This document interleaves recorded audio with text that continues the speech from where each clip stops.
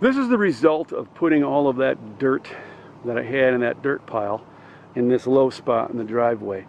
It's not perfect, I know that, but it's better, and we'll just keep working on it.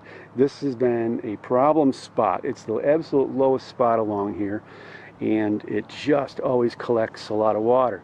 What I really need to do is to put a culvert in and move the water away. I need to move it to over this way and get it to flow down towards the pond and into that, and make it a little boggy over there. If I had this area over here, if I dig out a depression, I could have a little pond there, which would be okay too. If the other thing I need to do is probably have some ditches to put in along these roads so that I can have the water move where I need it to move.